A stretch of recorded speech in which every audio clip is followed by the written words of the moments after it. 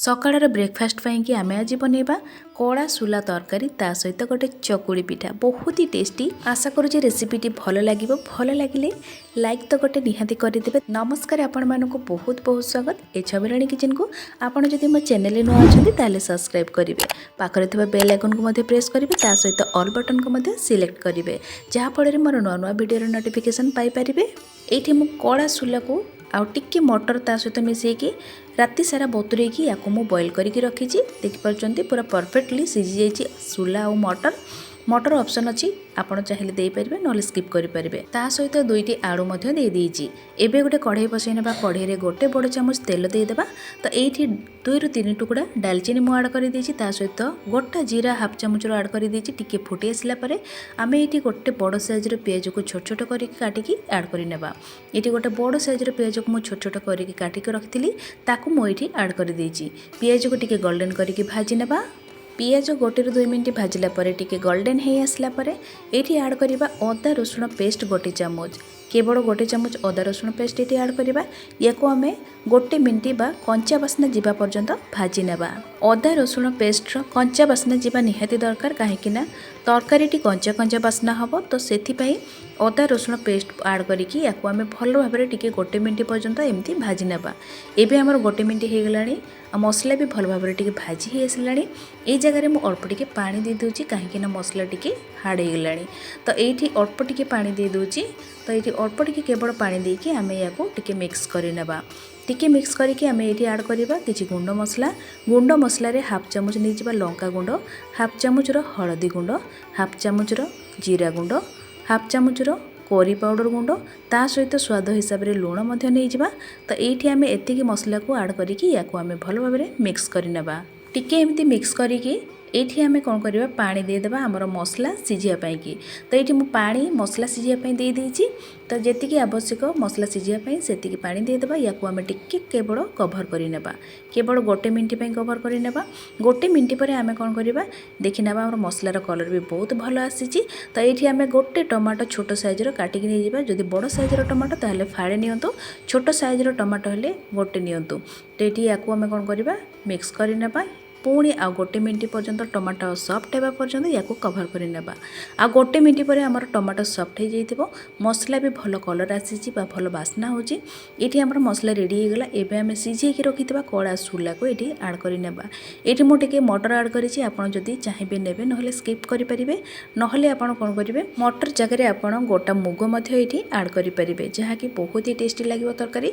तो एठी हमर कोन करिबा ग्रेवी टिके मोटा हबा पई मो एठी गोटे मैशर ये टिके मैश कर नौची, कहीं ग्रेवीटी मोटा हम। आउ जी आम मटर आउ सुला नहीं सी भी टिके फाड़ फाड़ हो, किछि फाड़ फाड़ हो, आउ किछि गोटा गोटा रहिबो, बहुत ही भल लागिवो। एठी सिझेकी नेथिबा आलू को मु एमती मैश करिकी बा हाथ रे एमती टिके प्रेस करिकी ऐड करि दोची। याको काटिकी देबा कोनोसी दरकार नाही। तो एठी आलू को एमती मैश करिकी मु ऐड करि दोची। याको आमे टिके भल भाव में मिक्स करि नेबा। याको आमे किछि समय पई कि एमती कसी नेबा। चलतु आमर कषाटी जमी रेडी हो, कषा रेडी हो गले आमे कौन करवा ये ग्रेवी हिसाब रे पानी देदेबा। जी आपन को झोल दरकार बा ग्रेवी दरकार से हिसाब रे पानी यूज करि परिबे। तो ये टिके फुटी आसला परे आमे ये झोल पाई पानी देदेबा, जहाँकि खाइबा पई बहुत ही भल लागिबो। तो चलतु आपन जदि कषा कषा खाइबा चाहूचंती ताले कषा मध्य करि पारंती, किंतु टिके पानी देले अधिक तरकारी रो क्वांटिटी भी होई जिवो, बहुत ही भल लागिबो खाइबा पई। एबे कोन करबा किछि समय पई कि कवर करि नेबा, जहाँ फल रे तरकारी भल भाबरे फुटी जिवो। किछि समय पर तरकारी फुटी जाइछि। एबे आमे फ्लेम को ऑफ करि नेबा। ए तरकारी आपन पूरी परोटा रोटी किंबा चकुली पिठा सहित खाइले बहुत ही भल लागिबो। आपन चाहिले जे कोनोसी बरा सहित मध्य याको खाइ परिबे, बहुत ही भल लागिबो खाइबा पे। एठी टिके अल्प टिके गरम मसला मध्य ऐड करि नेबा, जहाँकि भल बास्ना मध्य आ टेस्ट लागिबो। तो ये मु गरम मसला ऐड करिकी याको टिके मिक्स करि नौची। ए तरकारीटी बरा किंबा पूरी सहित जितेबाला खाइबे अल्प टिके पियाज याको चुन चुन करि काटि नेबे, बहुत ही भल लागिबो खाइबा पे। एबे धनिया पत्र टिके गार्निशिंग करि नेबा, याको रखि नेबा साइड रे। एबे चल जिबा नेक्स्ट स्टेप को। एठी एबे हमें चकुली पिठार प्रिपरेशन करि नेबा। चलंतु चकुली पिठा पई कि कोन कोन दरकार हबो। 300 ग्राम रो अरुआ चाउल, जोटा कि नॉर्मल घरे पिठा खाइबा चाउल को भिजेकी मु रखिथिली, ताकू मु ग्राइंडिंग करिकी गोटे चकुली रो बैटर करि नेछि। एमती जेतिकी आमे चकुली बैटर बनाती से प्रोसेस रे ग्राइंडिंग करिकी याकू भल भाबरे एमती चकुली बैटरटी ये मु रेडी कर तो ये पूरा पतला बैटर दरकार जेहेतु आम चकुली पिठा बनाऊँ।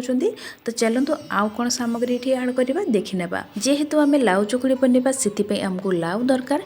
ये मु फाड़े लाउ को एमती ग्रेट करके रखी चोपा छड़ेकी या ग्रेट करके एमती कषि लाउ खंडे नहीं आप ग्रेट करके रखु से ग्रेट कर लाउ को ए बैटर उपरे आम आड करवा या आम भल भाव मिक्स करवा जहाँकि आमर गोटे चकुलीर बैटर प्रस्तुत हो। चलतु ये स्वाद हिसाब से लुण आड करवा जेहेतु चकुली पिठा बनाऊँ ग्रेट करके रखि लाउ को ये आम चकुलीर बैटर उपरे आड करवा या आम भल भाव मिक्स करवा या रखिना साइड्रे। चलतु गोटे तावा बसई ना जो थी कि आम चकुली पिठा बनवा ये आप जेकोसी तावा कि नॉनस्टिक पैन नहीं पारे। तो ये टिके हल्का तेल स्प्रेड करवा ये मु गोटे मीडियम साइजर चामचटे नहीं ये मु 2 चामच या आड कर बैटर ये टिके आम एमती स्प्रेड करवा जहाँफल आम चकुली पिठा बनाऊँ एमती टिके छोट साइजर गोल करके स्प्रेड करवा टिके पतला करके या आम गोटे मिनट पाई कभर करके छाड़ी नेबा जहाँफल गोटे साइड भल भाव टिके सीझीज आ बहुत ही भल लगे खावाई। तो ये गोटे मिनट है आम कभर खोलिक देखी नेबा गोटे साइड गोटे मिनट है आम अलग साइड को या ओल्टे नेबा जहाँकि दुई साइड रू भल भाव क्रिस्पी हम और भल देखा खावाई बहुत ही भल लगे। तो ये देखिपुंट एवं आम आउ टे कभर करवा जेहेतु आम केवल अरुआ चाउल मिक्स कर तो या कभर करके निहाती सिझा दरकार। तो ये देखिपुंट आमर गोटे साइड पूरा टिके स्पॉट हो आसला एमती टिके जो चकुली पिठाटी भाजुंट से स्पॉट बा गोल्डन गोल्डन हेले पिठाटी खावाई बहुत ही भल लगे। आम नेक्स्ट पिठाटी भी एमती प्रिपेरेसन करना जमती आम फास्ट पिठाटी करथिले सेम प्रोसेस रे जेतेबेले लाउ मिल जिवो। तो एई रेसिपीटी निहाती करिवे सकाळर ब्रेकफास्ट पाइकी बा छुआ मानको आपण टिफिन रे याको देई परिबे बहुत ही हेल्दी टेस्टी मध्ये होय थाए। मो पुओ को तो बहुत ही पसंद से बहुत टाइम लाउ आसिले एई चकुली मु करे आ ताको खाया पे दिए बा टिफिन रे दिए बहुत खुशी हुए। तो एबे आमे एई चकुली को सर्व करबा एई कड़ा सुला तरकारी सहित लाउ चकुली। आशा करूची एई हेल्दी आ टेस्टी रेसिपीटी बहुत ही भल लागिबो आपण मानको भल लागिले लाइक करिवे ढेर सारा शेयर करिवे चैनल नुआ थिले सब्सक्राइब मध्य करिदेबे। तो चलतु आज रही पुणी देखा गोटे नेक्स्ट वीडियो नुआ रेसिपी सहित धन्यवाद।